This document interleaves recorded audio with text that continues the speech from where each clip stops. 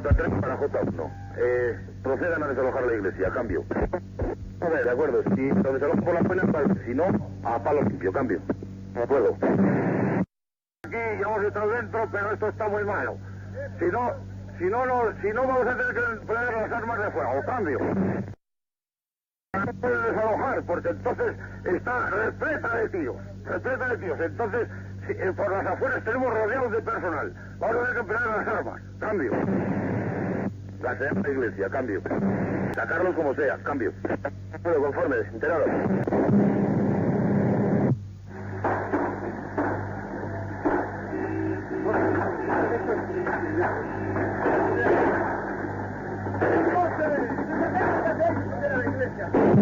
La guerra en pleno, se nos está terminando la munición, las granadas y nos están liando a piedras que no es posible defenderse con ellos.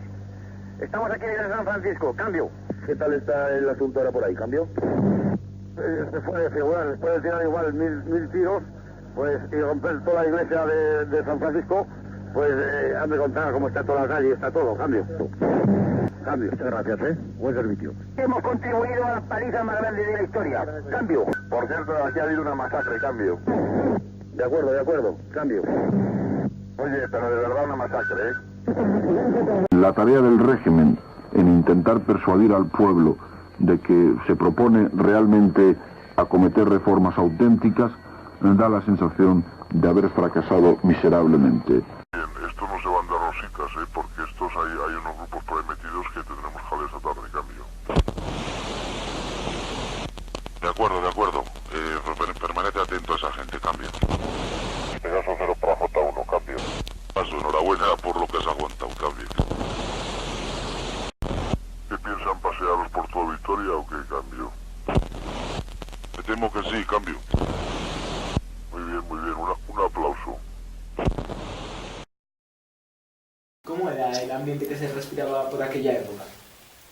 Pues de lucha, estaba la gente muy comprometida, pero todos, estaban los jóvenes, la gente de las fábricas, las mujeres. Yo me acuerdo en el bloque donde vivía yo, en Puerto Urquiola, éramos 15 vecinos y había 10 en huelga que trabajaban en forjas y no se quedaba sin comer nadie, nunca, nadie. La del primero, si hacía comida para 4, comían 7, el otro, o sea, nunca. Y la gente, bueno, yo no me acuerdo cuántos estuvieron los de forjas, 2 meses y pico, 3 de huelga, y ahí comía toda la gente. O sea, la gente, en los bares había cajas de resistencia, o sea, había una cooperación tremenda. Sobre todo eso, sobre todo. Pero toda la gente, lo que nos falta ahora. Pues. ¿Cómo lo viviste tú personalmente? El 3 de marzo, pues, fue un día muy activo y en parte veíamos de que la ciudad estaba totalmente paralizada. Habíamos conseguido por fin que la huelga general hubiera sido un éxito y estábamos por una parte eufóricos, porque habíamos conseguido que ese día, por fin, después de otros 2 intentos anteriores, ese día conseguimos que todo Vitoria estuviera paralizado. Posteriormente, ya a la mañana, ya fuimos conscientes de que hubo disparos y hubo heridos. Y eso nos preocupó bastante. En la reunión que tuvimos las comisiones representativas para valorar la jornada y para preparar la asamblea de la tarde, ya pues comentamos estos hechos. Nos empezamos a tener bastante preocupación porque yo creo que creíamos que ya efectivamente la policía no iba a permitir que se pudieran hacer las asambleas. Y evidentemente cuando llegamos aquí estaba totalmente rodeado todo esto de policías e intentamos entrar y vimos cómo la policía está intentando sacar a la gente de dentro a base de gases. Nosotros intentando por todos los medios de alejar a la policía de las entradas de la entrada de la iglesia, pues tirando piedras, todo lo que teníamos a mano, y la policía también tirándonos tiros. Es decir que cerca de nosotros cayó Ocio, y bueno, podríamos haber caído cualquiera, porque silbaban las balas por todos los lados.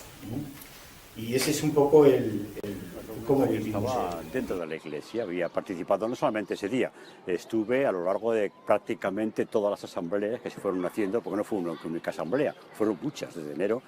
Se reunían aquí los obreros porque no podían reunirse en otro lugar ya que no había libertad de reunión para los obreros y no podían hacerlo en las empresas y se dejaron las iglesias. Entonces se reunían aquí habitualmente en este lugar y el día 3 de marzo había una asamblea general, porque era huelga general también, y aquí había una asamblea a las 5 de la tarde. Entonces yo solía acudir habitualmente a las asambleas para enterarme, informarme de lo que estaba ocurriendo, apoyar sus reivindicaciones y también ese día estaba dentro de la iglesia un cuarto de hora antes de que la policía la cerrara y no dejara entrar a ninguna persona más. Vimos como una auténtica tragedia, porque que mueran 5 personas, que la policía mate, mejor dicho, hay que decir con propiedad, ¿no? Mate a 5 personas y luego todo el lío que se organizó en ese día, ante unas reivindicaciones que eran justas, porque no pedían más que un salario digno, pedían un horario de trabajo también conveniente, unas vacaciones, libertad de asociación, cosas que hoy día parecen lo más normal pedirlas, ¿no? Y no pasa nada por eso. Bueno, en aquella época aquello era delictivo. Y entonces al pedir todo esto, pues entonces se generó todo el desastre del 3 de marzo que os han contado otros compañeros, etcétera, ¿no? Y entonces luego nuestra preocupación ha sido que esto no se borre, no se olvide y que se mantenga.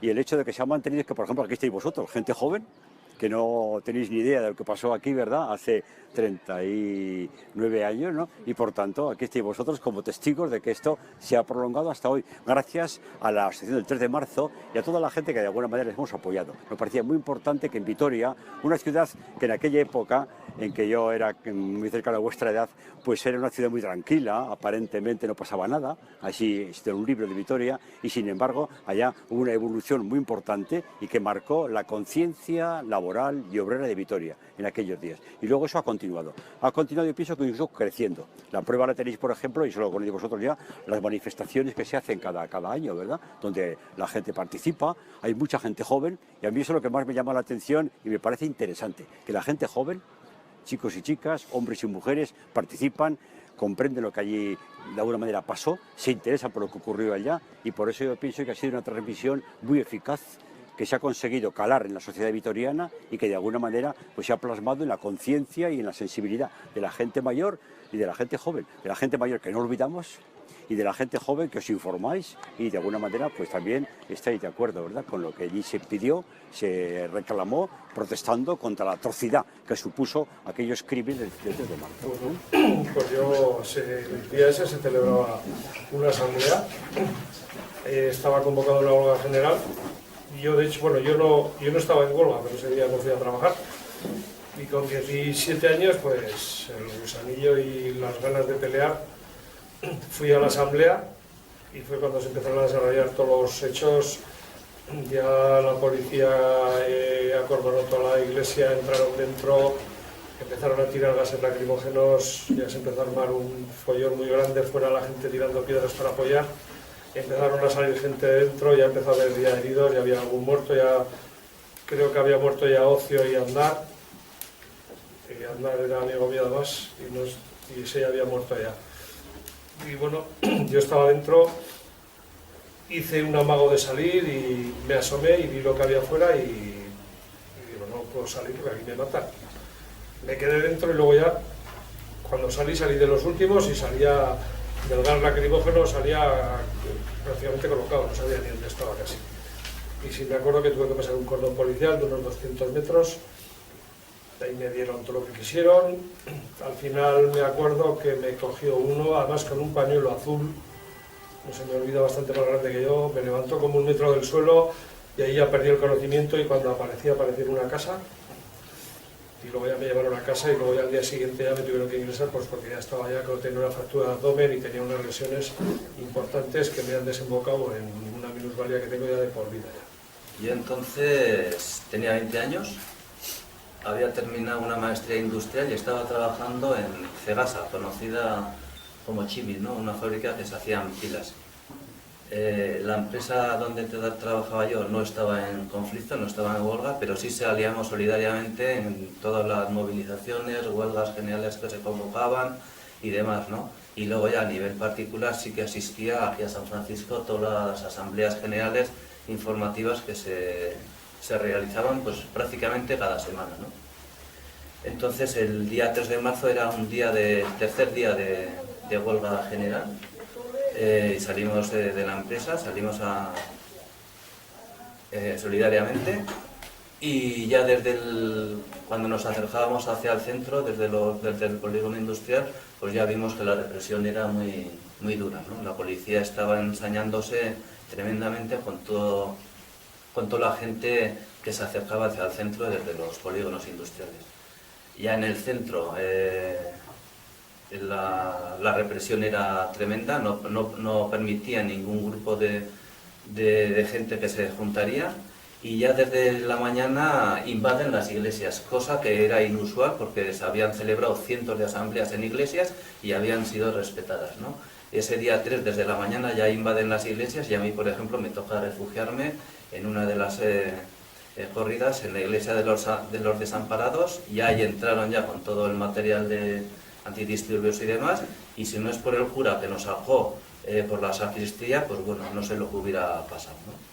Y luego pues a la tarde, a las 5, estaba convocada aquí en la iglesia de San Francisco la asamblea valorativa de la huelga de ese día, y yo vine demasiado pronto, vine pues para las 4 y pico, y todavía no había nada por aquí, y nos fuimos. Había huelga general del transporte, y me acuerdo que estuvimos viendo cómo pasaban los pocos camiones o furgonetas que pasaban, que trabajaban, vamos, iban escoltados por convoys de la Guardia Civil, ¿no? Cuando quisimos volver para aquí ya estaba todo el follón montado, y ya no pudimos entrar a lo que es la iglesia, ni acercarnos a los alrededores, porque ya estaba todo tomado y estaba todo el follón, como digo, ya todo montado. A mí fue al día siguiente cuando sufrí la agresión policial, ¿no? Después, al día siguiente fuimos a la empresa, como era lógico, hicimos una asamblea, salimos a la huelga después de lo que había ocurrido el día anterior, y a la tarde, juntamente con otros 3 compañeros, vinimos para ver cómo se había quedado la zona donde se había cometido la masacre.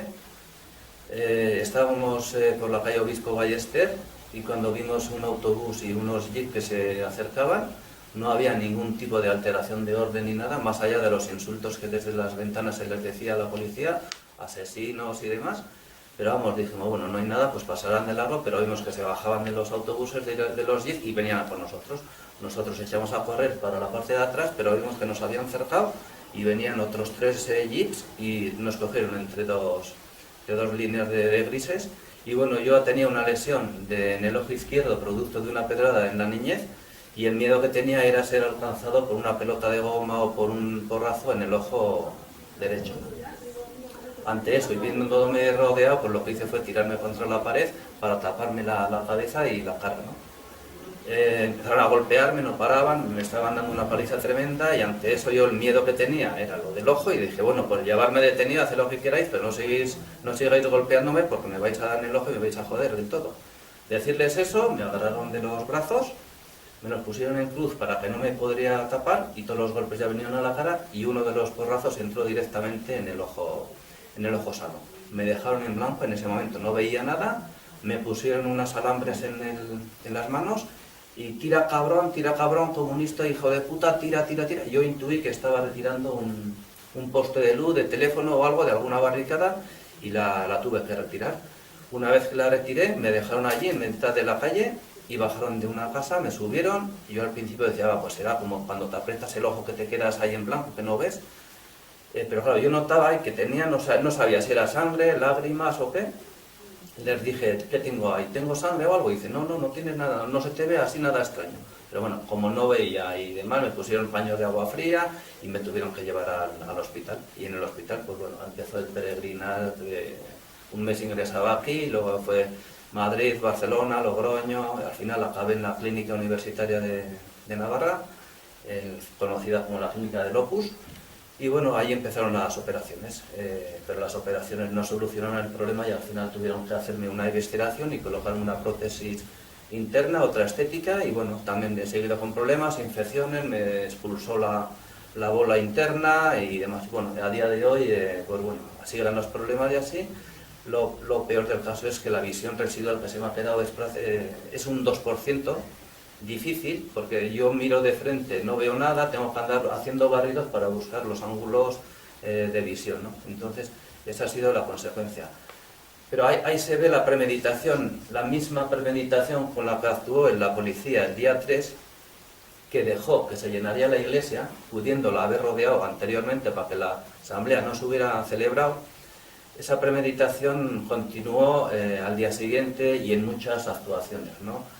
Las órdenes eran de cortar por lo sano aquel movimiento tan ilusionante que se estaba dando en Gasteiz, para que no se extendería a otros lugares, y aquello lo quisieron cortar por lo sano, y al igual que hicieron en el 36 el golpe militar franquista, pues aquí también utilizaron las armas para cortar aquel movimiento. Hay que tener en cuenta que estamos en una situación que, aunque había muerto Franco, las estructuras franquistas seguían intactas. El día 3 de marzo era justamente 100 días, se cumplían justamente 100 días de la muerte del dictador, ¿no? Pero las estructuras franquistas que imperaban en ese régimen seguían intactas. La policía, la judicatura, las empresas y demás eran todos los mismos, ¿no? Y entonces el movimiento que se había generado en Gasteiz tenía por objeto conseguir mejoras laborales, sociales y demás, pero también tenía por objeto romper con esa dictadura que nos estaba oprimiendo, dar la palabra al pueblo y hacer un mundo más social, solidario y con una democracia plena, ¿no? Y todo eso pues lo cortaron por lo sano en aquel momento, en aquel 3 de marzo. ¿Y tú crees que se ha conseguido algo de aquello por lo que se estaba luchando en aquella época? En aquel momento se perdió una batalla, pero se lograron cosas muy importantes, ¿no? Cosas muy importantes que desgraciadamente vamos perdiendo a día de hoy, ¿no? Aquel movimiento solidario, aquel forma de luchar en base a una asamblea, una toma de decisiones horizontal, que todo el mundo tenía palabra y todo el mundo tenía decisión, ¿no? Se veía participativo, no cosa que no ocurría hasta entonces. Hasta entonces imperaban unas leyes y había que acatarlas sí o sí.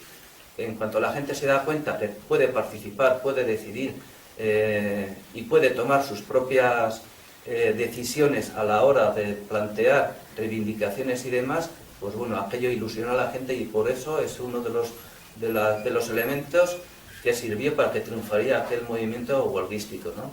En aquel movimiento huelguístico lo primero que se hace es romper con el sindicato vertical, un sindicato, por cierto, que agrupaba empresarios y trabajadores, cosa, vamos, insoportable, que no se podía consentir, y en el momento que se rompe con ese sindicato vertical, que no se reconocen a los jurados y a los enlaces de empresa, y se eligen los propios representantes que salen de la asamblea, pero no como representantes para decidir, sino transmisores de la decisión de la asamblea, y que ellos no decidían ante la patronal el sí o no de la propuesta de la patronal, sino que eran transmisores a la asamblea y la asamblea decidía, pues aquello fue el elemento que aglutinó a toda la gente independientemente de ideologías y demás. Ese elemento aglutinó lo que verdaderamente quería la clase trabajadora en aquel momento, ¿no? Unas reivindicaciones más sociales, laborales, pero también de libertades. Entonces no había libertad de manifestación, de reunión, de sindicación,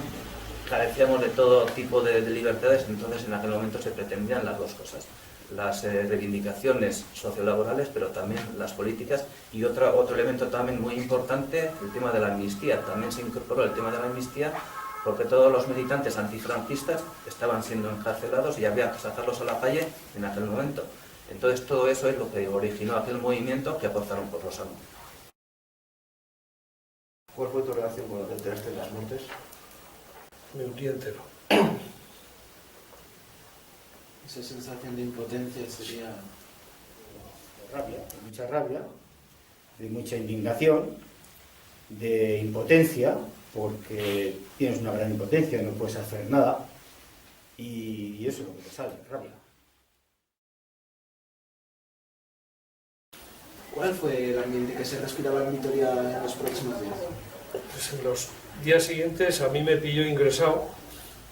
Estaba ingresado en la residencia de Arana, la Vieja. Pero bueno, por lo que me transmitieron mis familiares, pues no sé, era tristeza. Luego te pones a pensar que para conseguir lo que se consiguió, que habría 5 muertos, o sea, es rabia, mucha rabia sobre todo, mucha rabia. Que hubo en los posteriores días a los hechos del 3 de marzo, yo no lo viví porque me encarcelaron al día siguiente, el día 4 me detuvieron y ya pues no lo viví en realidad. Por lo que yo noté a los días siguientes, detenido en comisaría, pues mucha tensión, la manifestación, bueno, el entierro de las víctimas pasó por delante de comisaría y a nosotros nos subieron de los calabozos a un cuarto próximo a la calle, apuntados por metralletas, temiendo de que la gente pudiera entrar a comisaría y bueno, nos dijeron, si entran, vosotros caéis los presos. Ese fue el ambiente que viví. Después, pues, en la cárcel, pues bueno, lo que te llegaba de comentarios, ¿no? Lo cierto es de que se consiguieron todas las reivindicaciones que habíamos planteado, ¿no? y además se entró a trabajar con el compromiso de que ninguno de los que estábamos despedidos siguiéramos despedidos. Prácticamente no hubo, porque claro, estaba todo prohibido y no se podía prácticamente tener nada, ¿no? Hombre, la primera, diríamos, asamblea, entre comillas, que hubo fue el funeral, que fue a los 2 días de la masacre, y aquí hubo un funeral que llamó la atención nacionalmente e internacionalmente. En todo el mundo se conoció de alguna manera, en todo el mundo, vamos, en los sitios más, se ha conocido lo que pasó allá. Entonces, lo que hubo fue una gran tensión y una gran represión. Los líderes obreros, que de alguna manera dirigían las asambleas o las controlaban, de alguna forma las moderaban, fueron a la cárcel. La gente se sentía totalmente, pues, de alguna manera hundida por lo que había ocurrido. Que mueran 5 personas es algo muy fuerte para una ciudad como Vitoria, ¿no? Que en aquella época todos nos conocíamos, era bastante más pequeña que ahora. Y luego, en tercer lugar, claro, pues Vitoria también, para Vitoria aquello pues suponía una necesidad de continuar reivindicando todo lo que aquello había supuesto, pero siempre con la seria prohibición y control policial, porque la policía todavía era franquista.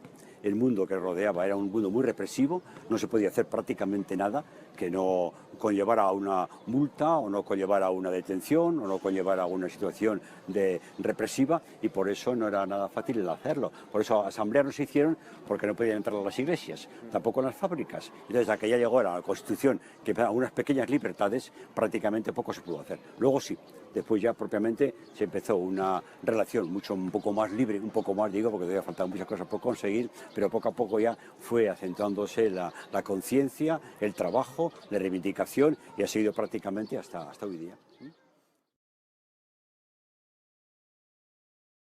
¿Cuál era la actitud de la Iglesia en esa época frente a las huelgas obreras? Bueno, hay que distinguir como 2 iglesias, diríamos, ¿no? Una, los obispos en aquella época eran nombrados prácticamente por Franco, por tanto eran franquistas, y todo lo que iba contra el régimen, pues ellos no lo aprobaban.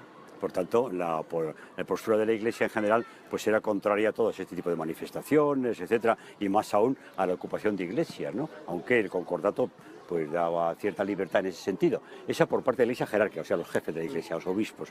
Ahora, luego había otros de la Iglesia que estaban en la base, en la cual fue muy favorable a solidarizarse con los obreros, luchar con ellos, trabajar con ellos, y por eso en Vitoria, por ejemplo, se abrieron las puertas de la Iglesia para que pudieran reunirse, y esa fue una postura que me parece que fue muy importante para que el proceso del 3 de marzo fuera hacia adelante. Si no, era imposible, porque no podían reunirse en ninguna parte, por tanto el único lugar era la Iglesia, ¿eh? El problema estuvo cuando el obispo de alguna manera de Vitoria, de alguna manera, pues permitió que las fuerzas de orden público entrasen en la iglesia el 3 de marzo. Ahí estuvo el gran problema y lo que generó toda la masacre que hemos comentado hace un momento, ¿no? Por tanto, ahí el obispo de Vitoria se portó pues como un obispo del tiempo de Franco, permitió de alguna manera o dejó que tenía que haberlo prohibido rotundamente, porque según el concordato de la época, concordato es el arreglo entre la Iglesia y el Estado, ¿no? El arreglo, pues según eso no podían entrar. Al permitirlo, pasó luego lo que nosotros fuimos testigos, lo que estábamos dentro de la Iglesia. ¿Cómo se lo has transmitido tú personalmente a tus amigos, familiares o conocidos? Hombre, yo diría que como de 2 formas. Una puntual y concreta, ¿qué pasó? Entonces he contado muchas veces todo lo que vivimos aquí, todo el proceso de lucha, lo que pasó, dando la versión concreta de cómo lo vivimos, y como yo estuve presente prácticamente en todo el proceso, pues dando detalles, en fin, haciendo que no se olvide la historia concreta de lo que pasó el 3 de marzo y todo lo que supuso los días y meses anteriores. Eso en primer lugar. Y luego en segundo lugar me parece muy importante transmitir un poco la ideología, las opciones, las ideas, las motivaciones que generaron todo aquello, que no fue una simple reivindicación, una protesta obrera así aislada, sino que eso formaba parte de todo un proceso de liberación de la clase obrera para reclamar sus derechos, etcétera. Entonces, transmitir un poco a la gente lo que significa ser obrero, ser obrera, que las mujeres fueron muy importantes en todo este proceso, y luego de alguna manera hacer que la sociedad vaya poco a poco tomando conciencia de los derechos laborales, todo aquello que hoy día seguimos reclamando todavía, ¿no? Bueno, pues un poco por esa línea, es una concreta, los hechos, y otra un poco más ideológica, de las ideas, motivaciones, que de alguna manera hay la reivindicación permanente y creciente de los derechos laborales, obreros y obreras. Yo creo que se está llevando la cosa bien, se está transmitiendo todo bien, por cuenta de la asociación y de toda la gente que estaba entonces en las mesas de negociación, y todo se está llevando todo bien y se está procurando transmitir todo lo que se puede. A ver, el 3 de marzo aquí en Gasteiz es algo que se conoce desde el principio, ¿no? A nivel popular la transmisión ha sido constante, de generación en generación. Yo a mis descendientes, por ejemplo, se lo he contado tal como sucedieron los hechos, ¿no? He intentado ser igual demasiado parcial, o sea, demasiado imparcial, para no transmitirles ese sentimiento de rabia, de odio. De odio no, yo odio no he sentido nunca, pero sí rabia e impotencia, ¿no? Entonces tampoco quería que mis hijos entenderían que había sido me habían machacado y que ellos tenían que hacer algo para hacer algo por ello, ¿no? Entonces yo, de manera muy imparcial, le he dicho, mira, aquí había un movimiento huelguístico que pretendía mejoras políticas, sindicales, laborales, y fue masacrado como fue masacrado, ¿no? Y eso pues hay que recordarlo siempre, hay que reconocer no solamente a las personas que fueron asesinadas, sino también los valores por los que luchaban, ¿no?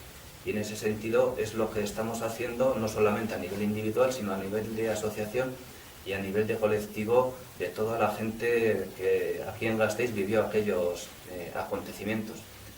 Ese trabajo es nuestro, es a nivel popular, porque a nivel institucional pues ha sido muy poco o nada esa transmisión, ¿no? A mí me decían mis hijos, es que en bachiller, el 3 de marzo, en los libros de historia, se da en una línea una huelga que hubo con un balance de 5 muertos. Y era un poco más o menos 2 líneas lo que se recogía en los libros.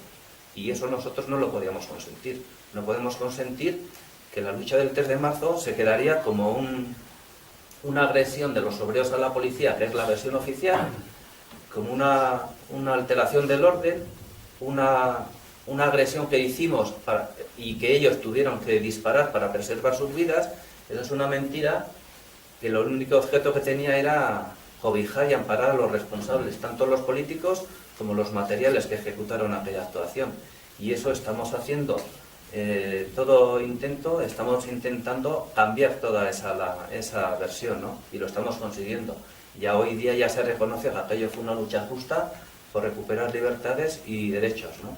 Así como al principio quedábamos prácticamente como los criminales y agresores a la policía, pues ahora ya se está reconociendo aquella justicia de la lucha, ¿no?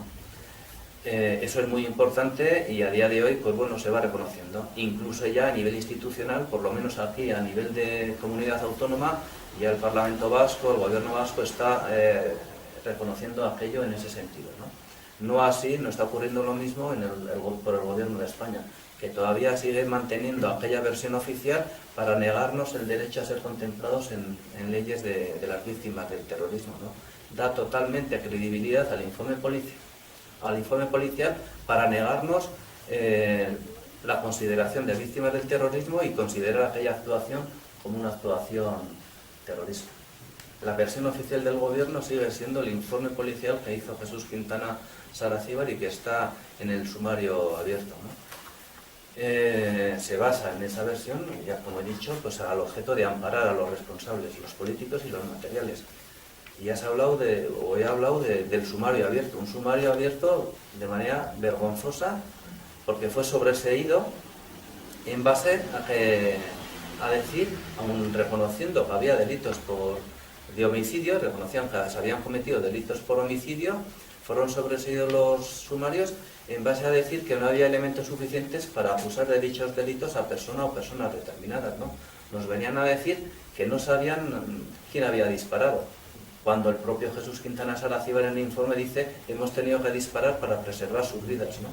Entonces nos parece vergonzoso que la justicia, además aquellos sumarios terminaron en la jurisdicción militar, una jurisdicción militar, como decía, que sobreseyó los casos en base a que no había pruebas suficientes para acusar a personas, ¿no?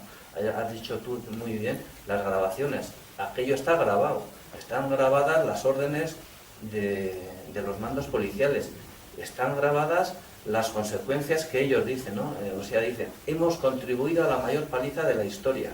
Aquí había una masacre, pero de verdad, una masacre, y que eso todavía se quede impune, entonces eso no podemos consentir y vamos a seguir luchando año tras año hasta conseguir la justicia, la verdad, el reconocimiento y la reparación que se nos niega y conseguir que hechos como eso no vuelvan a repetirse. ¿Cómo lo he transmitido? Pues si te voy a ser sincero, o voy a ser sincero, no hemos hablado de esto más que en una ocasión en donde me preguntó mi hija que por qué me habían detenido, ¿eh? Y yo le dije, por defender a los trabajadores. Posteriormente ellos han vivido en casa, bueno, pues, todos los años, evidentemente venían a las manifestaciones, etcétera, etcétera. Pero no hemos hablado de este tema, como estoy hablando con vosotros. No hemos hablado, ¿no? No hemos hablado. Y bueno, ¿cómo crees que ha sido la transmisión de estos hechos a lo largo de...? Pues ha habido, por nuestra parte, ha habido un intento y un esfuerzo para que este hecho no se perdiera en el olvido. Hay muchas veces que muchos hechos quieren que se olviden. Este fue uno de los hechos que los poderes, tanto económicos como políticos, querían que se olvidase, y nosotros pues hemos intentado ser mucho más tercos que ellos, y hemos intentado que el recuerdo del 3 de marzo no se olvide. De hecho, todos los años, y ya llevamos 39 años, celebrando una manifestación de recuerdo, de exigencia de responsabilidades, de justicia, y son 39 años que no se han perdido este hecho. Tuvimos una preocupación porque cuando llegó el 10º aniversario del aniversario del 3 de marzo, creíamos que iba a decaer un poco por al cabo de los años, iba a decaer un poco este hecho, pero conectamos bien con una nueva generación de gente que se fue incorporando a las movilizaciones del 3 de marzo, y bueno, pues hasta hoy efectivamente no se ha conseguido todo lo que todavía seguimos persiguiendo, pero ahí seguimos tercos. Háblanos sobre las dos versiones que hay, la versión oficial y la del pueblo. Claro.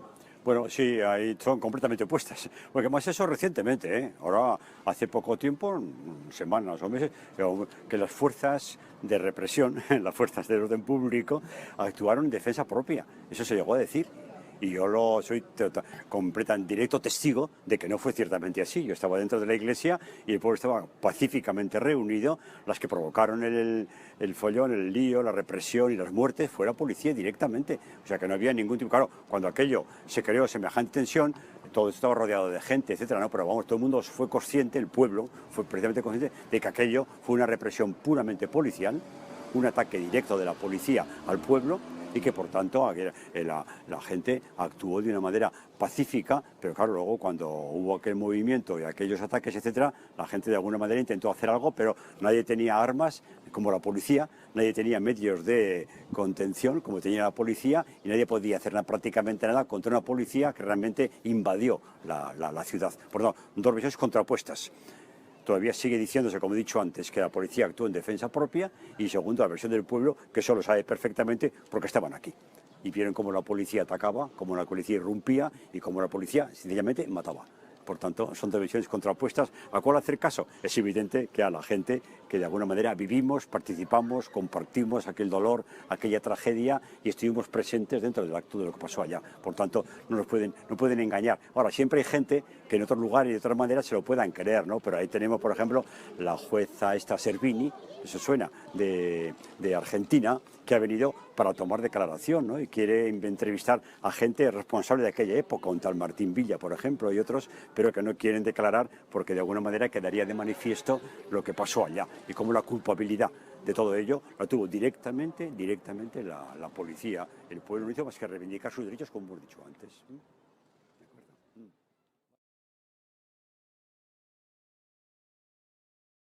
¿Qué opinas que después de todos estos años se siga recordando lo que ocurrió el 3 de marzo?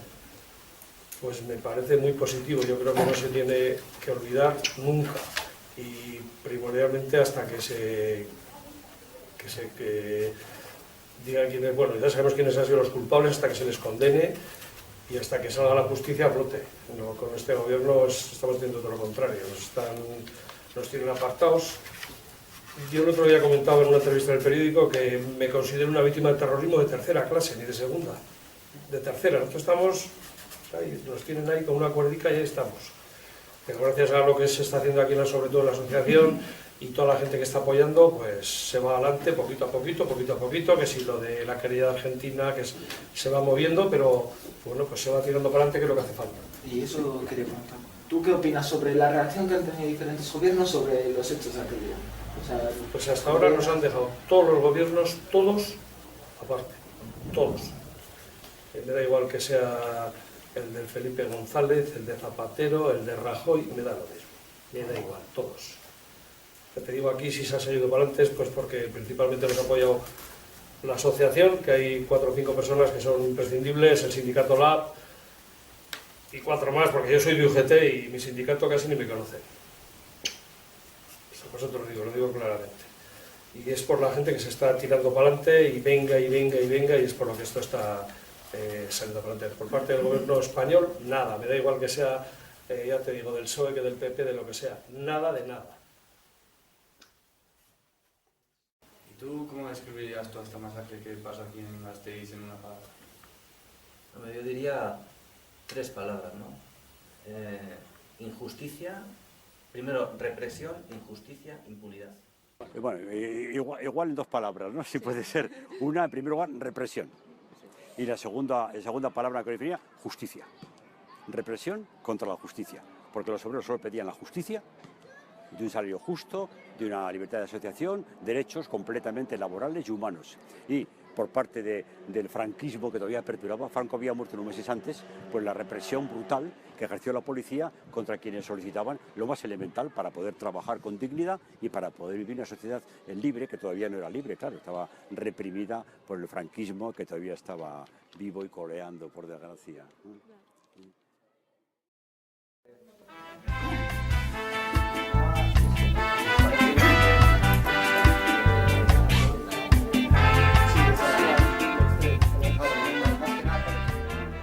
Estamos viendo año a año que la manifestación, yo creo que es de las más importantes que se celebra en Vitoria, sobre todo juventud.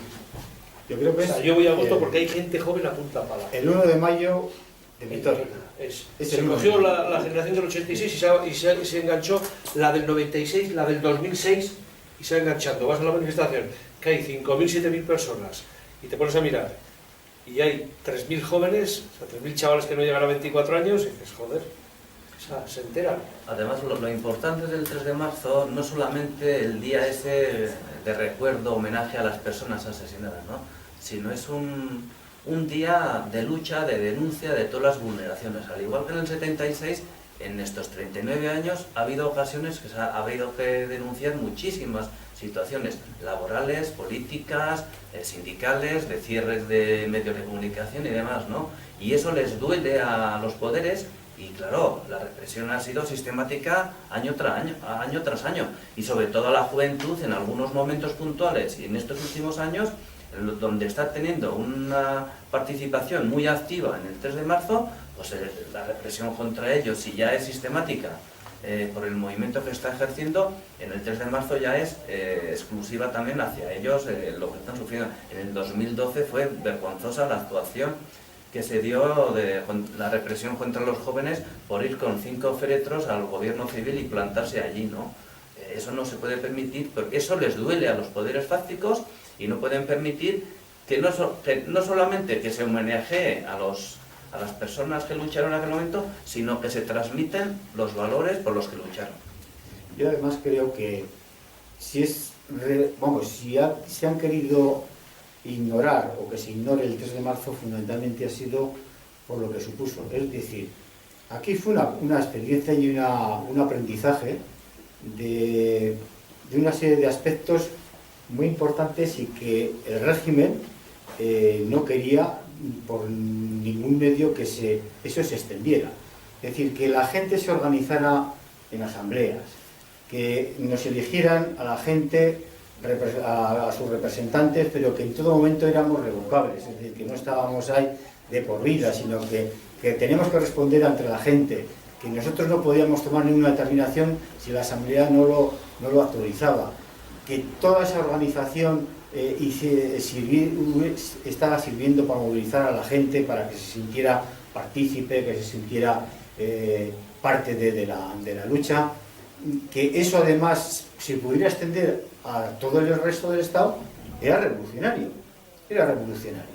Y por lo tanto, ellos que tenían en su mente que un régimen lo menos cambiante de lo que era la dictadura, pues decían, bueno, reconoceremos unas libertades formales, pero en lo fundamental vamos a tener sujetado a la gente a través de los mecanismos que tenemos, que nos puede dar la democracia que queremos dar. Estas cosas se les iba todo el tinglao y todo el montaje se les fue al garete. Entonces, para ellos, el que el sindicato vertical se hundiera, con esta lucha se hundió el sindicato vertical. El BS que nos habló, un sindicato fascista, de los regímenes fascistas. Se hundió el sindicato vertical. Que esto, además, se contagiara a todo el resto del Estado, evidentemente había que pararlo como fuera, ¿verdad? Y que estos recuerdos y que este tipo de métodos y este tipo de cosas que se ensayaron aquí, pues no quieren que efectivamente se recuerde. Porque no vaya a ser que efectivamente ahora nuevas generaciones recojan este tipo de elementos y de formas de organización y nos armen otra vez otra gorda. Y entonces, bueno, pues por eso no se quiere que se recuerde lo que fue el 3 de marzo. Y aparte de eso, evidentemente, las responsabilidades que existen ahí, donde gente que hoy va por ahí de demócrata, pues fue aquí un asesino. O gente que fue el presidente del Partido Popular, pues fue el responsable de los asesinatos de aquí de marzo. Y estas cosas no interesan que se digan y que se pongan en conocimiento de la gente. Claro, y si a nivel político tuvo mucha importancia y se reprimió como se reprimió, pero también hay que tener en cuenta el papel importante que tuvo la clase empresarial. Sí. Los empresarios, previo al 3 de marzo, unos días antes, ya se reunieron con el gobierno y le decían, no, aquello no se puede consentir, que nos están dejando a la altura del barro y no podemos consentir que sigan, la clase trabajadora siga porque se están adueñando de la situación. Incluso cuando tuvieron que admitir a los despedidos, lo hicieron a través de un subterfugio, fue un laudo de obligado cumplimiento, porque ellos en ningún momento querían dar la apariencia de que habían perdido y que habían tenido que ceder. No querían quedar como una bajada de pantalones ante los obreros que habían perdido la lucha y decir, no, es que a nosotros el juzgado de Gasteiz nos obliga a readmitir a los despedidos. Entonces, pues bueno, pues los admitimos, pero no porque queramos, sino porque nos obligan. Y eso fue también otra del amigo Fraga, que le ordenó al decano del juzgado aquí a hacer aquel laudo, ¿no? Y en ese sentido la transmisión, como dices, pues es muy importante, pero esa transmisión que no viene a impulso institucional la tenemos que abordar nosotros a impulso popular. Y ahí están todos los trabajos que estamos impulsando a nivel de colectivos, de la propia asociación, informes de la Universidad del País Vasco, resoluciones del propio Parlamento Vasco, las unidades didácticas precisamente para el mundo educativo, para que se tengan en cuenta a la hora de transmitir estos hechos. Pues eso es muy importante y necesario que conozcan en la realidad concreta de lo que fue y no la que nos quieren contar desde instituciones. Yo creo que contra más nos ignora el gobierno, contra más pasa de nosotros, más fuerza nos da. Yo creo que ya nos hemos, igual que las ratas, nos hemos vuelto inmunes y contra más nos quieren pasar de nosotros, de no, pues nosotros, taca. O sea, ya estamos ya y nos da igual. Y al final yo creo que se va a conseguir todo lo que se... A ver si... Lo que yo creo que es... Lo que yo creo que es una vergüenza es que las víctimas del 3 de marzo no estén reconocidas como tales. Es decir, yo creo que ese es un tema, vamos, por el cual todavía seguimos ahí dándole y dándole. Porque, joder, o sea, una víctima policial, pero víctima de un acto pues violento, donde asesinan a 5 trabajadores, que podrían haber sido un montón, podemos haber sido, donde hay cientos de heridos, donde hay un montón de gente apaleada. Dices, pero hombre, esto, ¿cómo no se tiene que reconocer como tal? Esto es que es, vamos, desde de manual. Y entonces, el que no quieran reconocer a las víctimas del 3 de marzo, me parece que es una cosa sangrante. Y además, cuando además hacen memoriales o hacen, como ayer, intentando montar un museo de las víctimas y tal, y que dejen fuera a las víctimas del 3 de marzo, ¿por qué? Porque fueron asesinados por policías del Estado. Pues oye, habrá que asumir también ese hecho, y habrá que pedir perdón, y habrá que decir cómo fueron las cosas tal y como fueron. Eso es lo que se está pidiendo, ni más ni menos, ni más ni menos. De hecho, y eso me parece sangrante, ¿verdad? Estuvimos fichados, creo que fueron 10 años, me parece. Ficha policial. Seguimientos a muchas de las personas. Ficha policial, yo me acuerdo, yo no sé en qué año fue, 76, en el 80, intenté pasar a Portugal y no me dejaron. Y le preguntaron a la ¿pero por qué no me dejáis? Pues no, esto no puede pasar, no me dejan salir. Luego estuvimos fichados hasta, yo creo que fueron hasta el 86.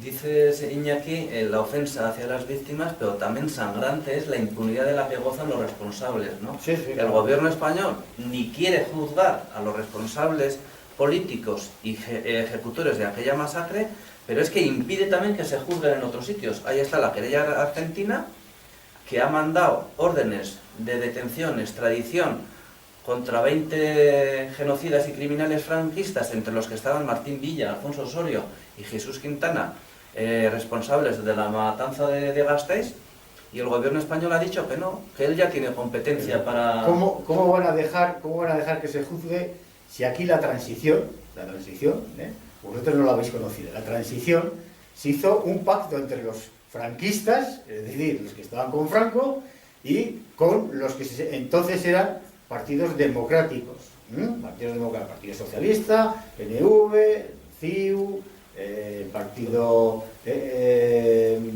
comunista no estaba todavía legalizado, pero entró ahí también. Fue un pacto entre élites, unas franquistas, y siguen siendo, es decir, que siguen siendo la gente del Partido Popular, pues son los nietos de los que fueron entonces los jefes del aparato del movimiento nacional, que era lo que montó Franco como tal partido. Y entonces, bueno, pues ¿cómo van ahora a reconocer que aquello fue un fiasco? Que aquello fue una dictadura que la pintaron un poco así, de colorcitos y tal, para dar la apariencia de aquello era una democracia que se podía garantizar como las demás democracias europeas. Y entonces, estos elementos, evidentemente, ¿cómo se van a juzgar a sí mismos? O sea, no se pueden juzgar a sí mismos. Es así, juzgarse a sí mismos. Y no se pueden juzgar a sí mismos. Por eso, efectivamente, hubo lo de la amnistía, pero claro, la amnistía fundamentalmente era para ellos. Para nosotros que habíamos estado luchando contra el franquismo, pues lo que supuso es que no reconocieran todas las injusticias, todas las masacres y todo lo que hicieron contra la gente que luchaba por la democracia. Ahí está Fraga Iribarne, erigido en un busto en el Senado como padre de la democracia, cuando fue un criminal y un azote de los derechos y las libertades.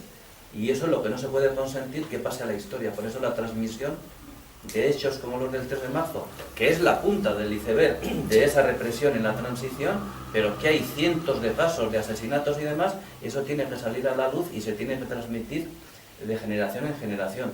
Y hay que... Cada vez es más grande también la presión que a nivel internacional se está haciendo contra el Reino de España en este sentido. Se le está diciendo que está aplicando una ley de amnistía, como decías, muy mal aplicada, porque aquí no se han juzgado, no se han condenado a los responsables, porque si se hubieran juzgado, se hubieran condenado y luego se les amnistíe, pues ni tan mal, porque pasarían a la historia como lo que fueron, como unos criminales. Pero es que aquí es una ley de punto final, que se amnistían los delitos sin marcar las responsabilidades. Eso no se puede consentir. Y se lo ha dicho la ONU y se lo han dicho muchos organismos de derechos humanos. Y en el sentido de el derecho que asiste a las víctimas de vulneraciones de derechos humanos, el derecho de la verdad, de la justicia, de la reparación y la garantía de no repetición, el Estado español la está aplicando a unas y no la está aplicando a otras. Cuando la violencia viene de organizaciones armadas, todos los memoriales, todo el reconocimiento. Cuando la violencia viene de estructuras del Estado, desmemoria y el olvido. Entonces eso es por lo que hay que luchar y lo que hay que transmitir a la gente. Y además hay una cosa que es vamos, chirría. Dice, no se les puede juzgar porque hay una reclamación de que firmaron sentencias de muerte. Claro, que esta gentuza firmó sentencias de muerte. Entonces, dice, no, es que en aquellos años era legal. Dice, joder, y Hitler también, cuando gaseó a los judíos, también era legal. En Alemania era legal aquello. Hombre, eso es unos crímenes de lesa humanidad, chicos. O sea, es legal y no legal, no te joden. Alegar la legitimidad de aquel régimen franquista en el año 2015, vamos, por un partido, por un gobierno que se dice democrático. Pues bueno, eso es vergonzoso. Esperemos que le saquen los colores a nivel internacional y que esta querella argentina pues siga para adelante. Y en Bruselas el Parlamento Europeo pues admita todas las denuncias y que por lo menos le den un currito a... Yo creo que por parte de lo que es Vitoria sí se les va a recordar todos los años. Eso sí, bueno, aquí no hay problemas. Todos los años. Y una gotica y al final se llena el vaso. Va cayendo, lo importante es eso. Lo malísimo sería que se dejaría de recordar, pero según va el tema, la gente joven es importantísima, se está enganchando muy bien. La gente joven sabe que tiene que recuperar aquel espíritu del 3 de marzo, aquella solidaridad, aquella lucha, porque hoy día es los que más están sufriendo la crisis, el imperialismo, la opresión del capital. Si no se toman aquellas medidas y aquella lucha que se hizo en el 3 de marzo, muy mal lo van a pasar. Entonces, cada día están más implicados y cada día están más implicados, cada día también están más reprimidos. Igual que lo reprimieron entonces, lo van a reprimir ahora. Pero bueno, hay que estar a las duras y a las maduras y todo lo que se quiera conseguir, la lucha hay que... La lucha paga. Hay que ir para adelante. Es una cosa clara, la lucha siempre paga. Eso es. Los tenían catalogados como terroristas. Bueno, la versión oficial... La versión la sufrieron ellos, según ellos. Sí, daros cuenta que a nosotros nos acusaron de sedición y rebelión. O sea, con ese tipo de acusaciones fuimos a la cárcel. O sea, nos juzgaron por sedición y rebelión. Evidentemente, claro, para ellos aquello trataron de pasarnos el muerto, su responsabilidad es a nosotros. Ese es el tema. Es decir, que Fraga en la rueda de prensa que dio fue que nosotros más o menos estábamos dirigidos por las potencias por Rusia y por la Unión Soviética y no sé qué, y que evidentemente pues nosotros pues y además dijo, y esto además no queremos que se repita más, es decir, ha sido un escarmiento para que no se repita más el tema. Entonces, claro, para ellos, evidentemente, nosotros fuimos los que les pegamos, les atacamos y ellos tuvieron que defenderse. Pero bueno, ellos es la contradicción que tienen, porque entonces, ahora igual no lo podíamos haber hecho, pero entonces las emisoras de la policía se cogían en onda corta y se les grabó todo lo que se transmitían entre ellos. Entonces, ante esos hechos evidentes, pues bueno, pues no pueden decir mucho más. Y bueno, pues pero es vergonzoso que en el 76 adujeran esa versión, ¿no? Pero bueno, tiene su lógica, dice, bueno, vamos a amparar a estos y les vamos a preservar y les vamos a dar legitimidad por la actuación.